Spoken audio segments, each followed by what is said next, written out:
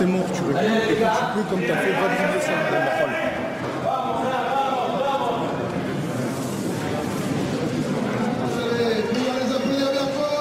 توماس فوكات دون الارتكاز 4 أليكسيس روماو و24 ماتيو كافارو أمام هو بيورني على اليسار.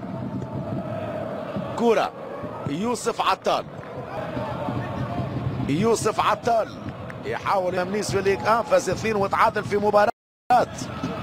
عنيلو باربوزا تتغير لليمين ليوسف عطال، قدم ماتيو كافارو. يوسف عطال راس خسر مرتوسا دومبيا، تمشي الكرة ليوسف عطال، كينغو ليوسف عطال حاب يلعب روماو والانطلاقة. بينما بقية المباريات في نفس مونبولي في ريمون كوبا اونجينون في كافارو وتبقى جانبية تمام. عطال عطال دانيلو باربوزا دار للحظ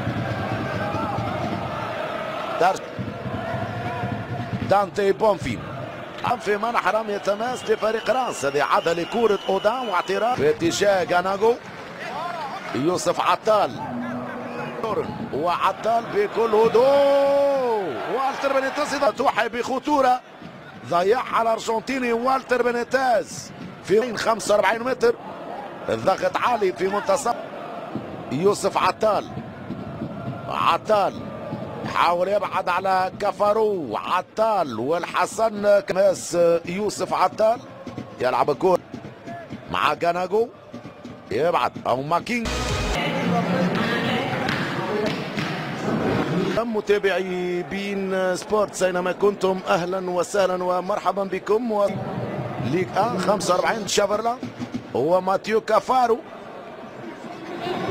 يختار طريقة الضغط وكان ناجح حتى كينغو مع كينغو لتماس. يوسف عطال حاول يتعدى عطال مع الحسن كامارا. ايرال عاني منها فريق نيس في الفترة الأخيرة، أثرت على خيارات باتريك فييرا. خاصة هذه كورة كسافير شافرلا مع تشافاريا اودان.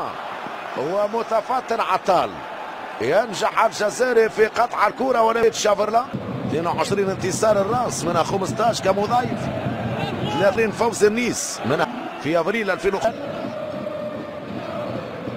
تمشي كرة يوسف عتمد بالاساس على بناء الهجمة بطريقة مركزة. يتعدى عطال فوجد توماس فوكات في الكرة الماضية. بينما هذه عادة للمحاولة السابقة من الجزائري يوسف عطال.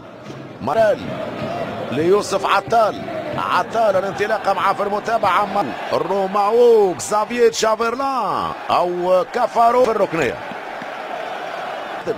كوسي مع الفريق الاول الى جانب تاماس وويلان سيبريا وعلى ماكينغو وكذلك غاناغو. تمشي كرة عطال يرجع قلب هجوم فريق راس بابلو تشافاريا. دافيد كيان أقره هو الحكم. تمشي كرة ليوسف عطال. ربع ساعة لنهاية الوقت الأصلي المباراة. من الدفاع من أليكسيس روماو. الكرة الثانية استلام من يوسف عطال. هدف الانتصار في مباراة انتهت لمصلحة راس أمام غانغون في 1 سنتيمترات. يوسف عطال ما شاهدناش فرص اختي بنفس الطريقة. توفر ايرال عطى الكرة ليوسف عطال. يوسف الراس من اجل الحفاظ. الراس الامكانية. يوسف عطال يمشي معاه في المتابعة يرجع في التغطية. إذا أعجبك الفيديو فلا تنسى الضغط على زر الإعجاب وترك تعليق.